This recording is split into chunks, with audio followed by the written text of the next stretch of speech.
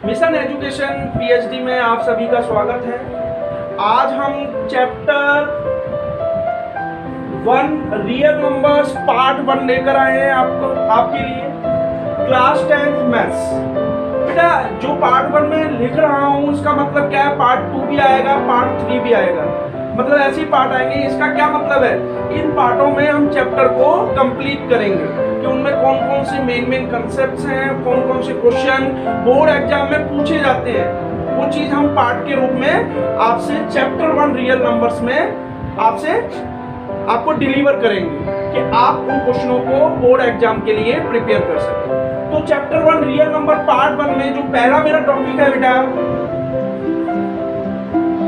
ध्यान से सब बच्चे ऑब्जर्व करेंगे। जो पहला टॉपिक है वो है मेरा बेटा यूक्लिड्स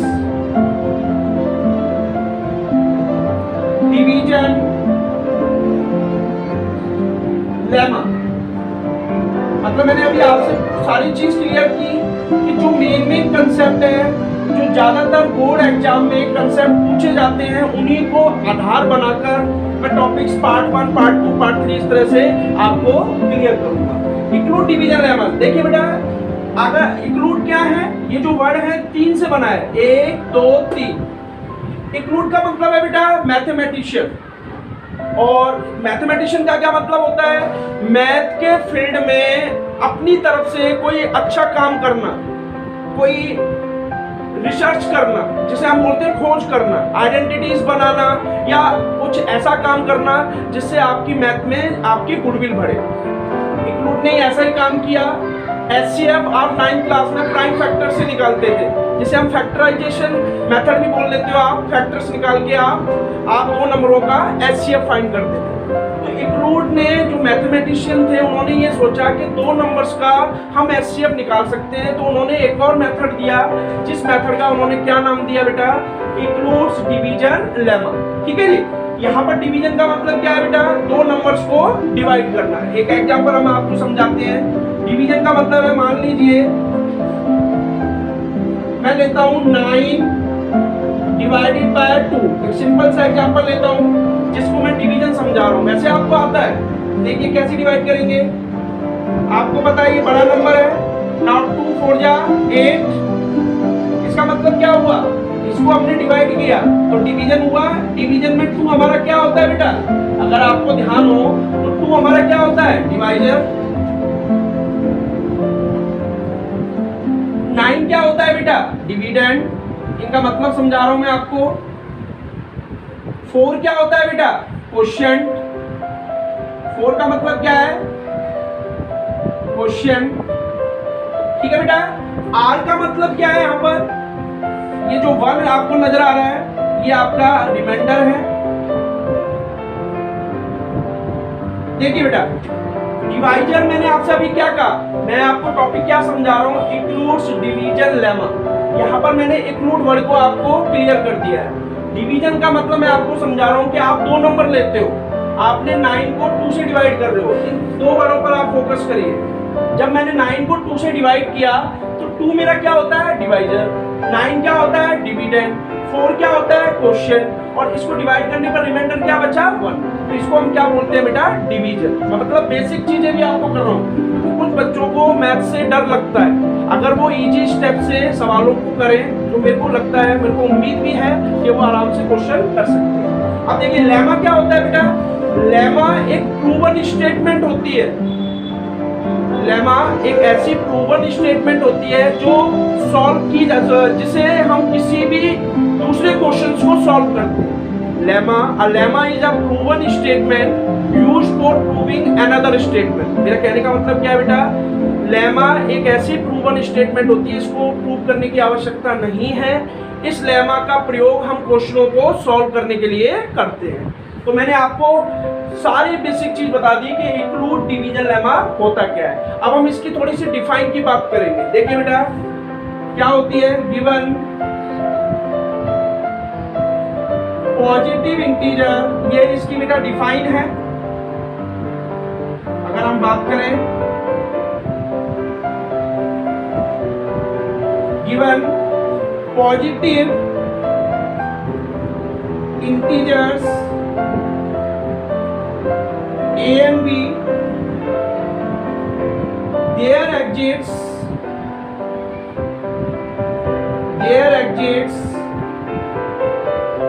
unique integers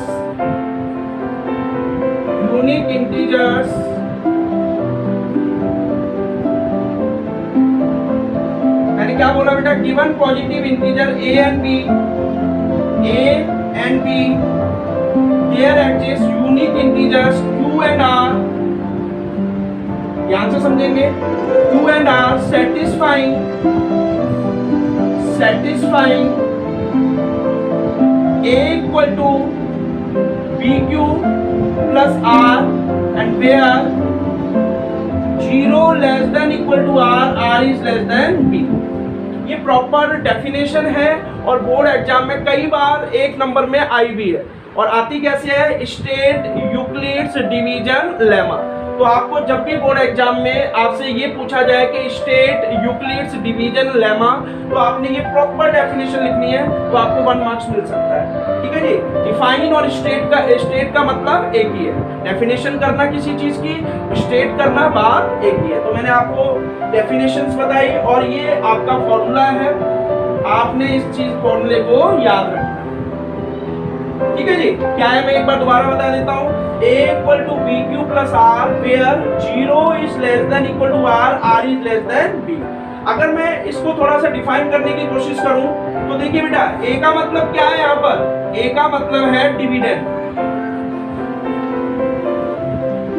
जैसे कि मैंने आपको ऊपर भी एग्जांपल समझाया है, अब मैं इस एग्जांपल को अपने जो 10th CBSE चैप्टर 1 में जो पहला कंसेप्ट है उसमें आपको समझाने की कोशिश कर रहा हूँ।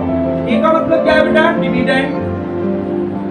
बी का मतलब क्या है, डिवाइजर। क्यू का मतलब क्या है बेटा, यहाँ पर क्वोशिएंट। और आर का मतलब क्या है बेटा, रिमाइंडर। तो कहने का मतलब क्या है, चीज वही है। 9th में भी आपने डिवीजन मतलब जब आप 2 नंबरों को डिवाइड करते थे तो वहां पर आप फॉर्मूला लगाते थे, वेरीफाई करने के लिए लगाते थे ना। क्या लगाते थे, dividend equal to divisor into quotient plus reminder.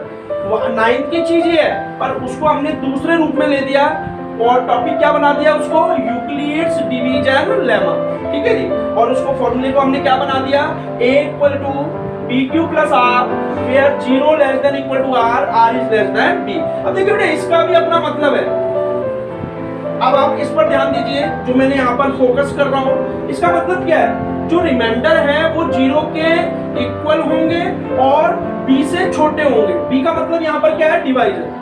जब भी आप दोनों नंबरों का एचसीएफ निकालोगे, किस मेथड से, यूक्लिड डिवीजन लेमा से, तो वहां पर आपने क्या बात सीखनी है कि जो रिमाइंडर आएगा वो या तो 0 आएगा या फिर डिवाइजर से छोटा आएगा। ये चीज आपने याद करनी है।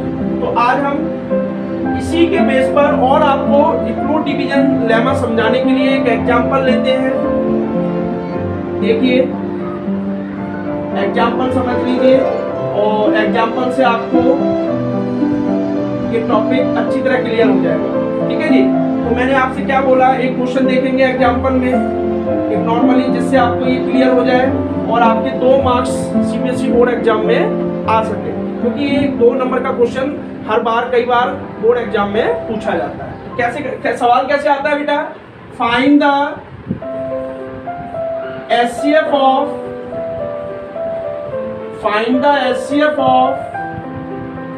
एक नॉर्मल सा सवाल ले लेता हूं मैं, find the HCF of 25 and 135 by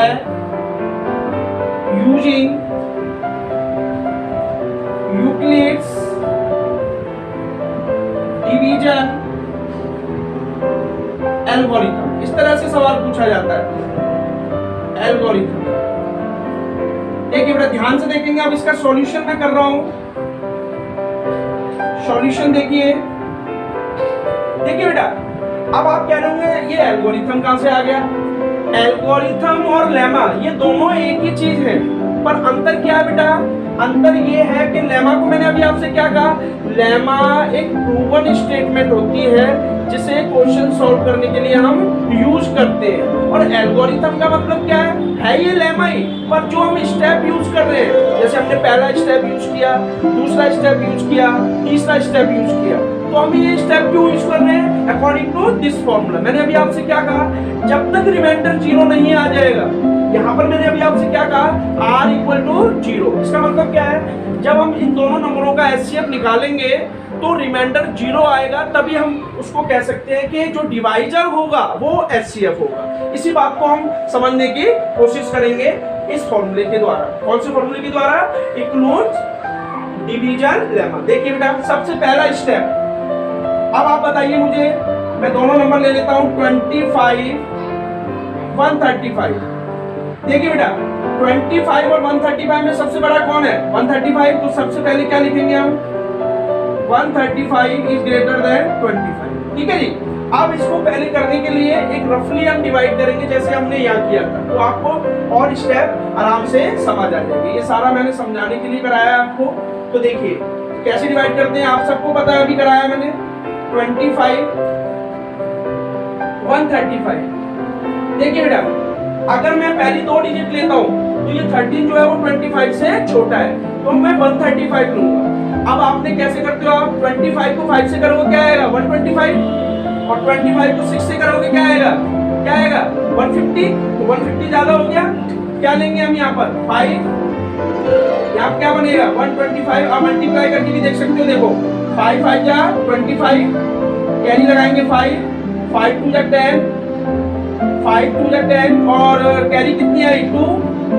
ठीक है जी, तो कितना हुआ? 125। दोबारा देख लीजिए, 5 को 5 से मल्टीप्लाई करेंगे क्या होगा? 5 5 जा 25, 25 का 5 कैरी 2, 5 2 जा 10 और 2 कितना हुआ? 12।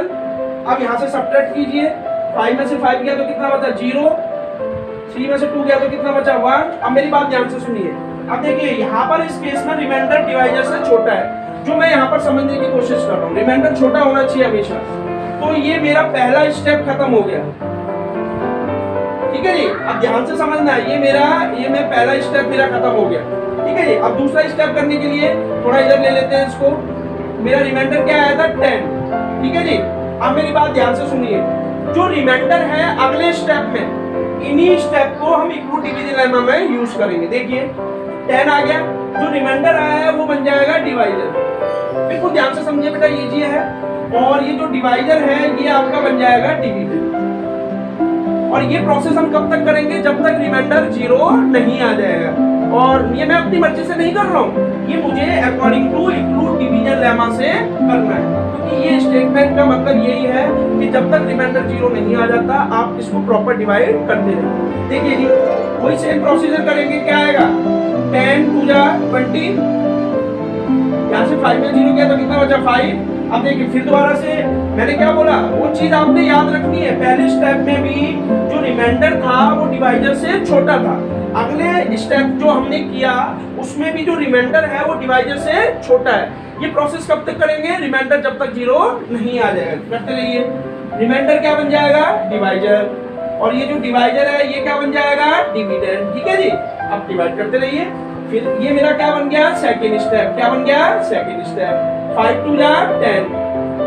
चलिए जी, हमारा 0 आ गया। मतलब कई बहुत प्रयास किया हमने, तो हमने इक्वल डिवीजन लेमा को बिल्कुल अच्छी तरह से प्रूव कर दिया कि वो गलत नहीं है। उन्होंने जो लेमा दिया है बिल्कुल सही है। आप कोई भी 2 क्वेश्चन ले लीजिए, आप इस लेमा को 2 क्वेश्चनों पर देखिए जी, जो हमारा सीबीएसई का कंसेप्ट है 2 नंबर 3 नंबर 4 नंबर तक आ सकते हैं, पर ज्यादातर जो एग्जाम मैंने देखे हैं बोर्ड के, उसमें 2 नंबर और 3 नंबर का ही एचसीएफ पूछा है।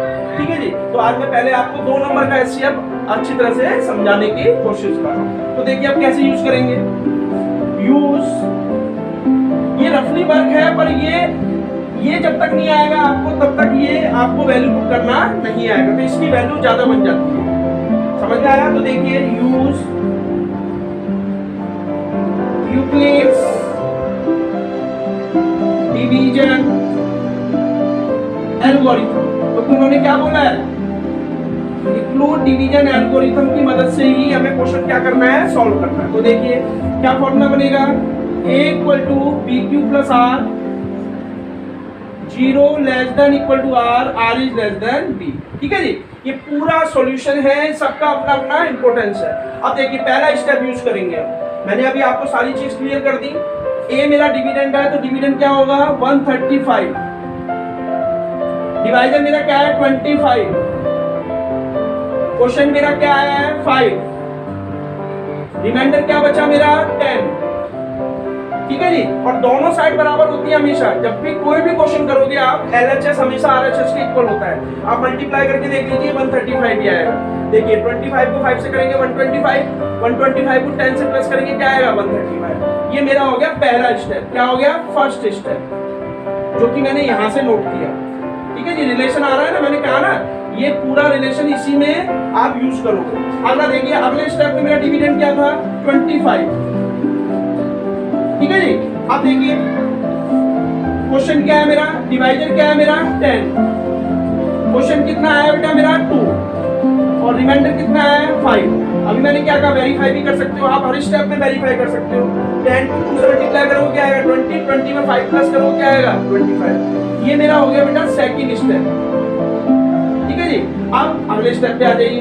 अगले स्टेप में डिवीजन क्या है 10, क्या होगा 5 इंटू 10 2, रिमाइंडर 0 आ गया। ये स्टेप मुझे चाहिए था।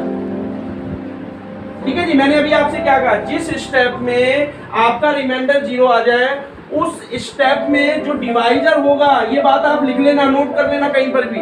मैं दोबारा से रिपीट कर रहा हूं, according to Euclid division lemma, when r equal to 0 that is remainder, then divisor must be HCF। इसका मतलब हमने क्या कहा आपसे, हमने किन दो नंबरों का एलसीएम निकाला 25 और 135। 25 और 135 का जो एलसीएम आएगा वो कितना आएगा 5। तो दैट इज योर आंसर। तो आज हमने क्या सीखा बेटा, एक क्वेश्चन सीखा 9th में हमने फैक्टराइजेशन मेथड से किया था। यहाँ पर चीज वही है, यहाँ पर हमने उन दो नंबर का एचसीएफ निकाला, और किसकी मदद से निकाला, इक्लूड्स डिवीजन लेमा। इस बेस पर आप किसी भी दो डिजिट का एचसीएफ आराम से फाइंड कर सकते हैं।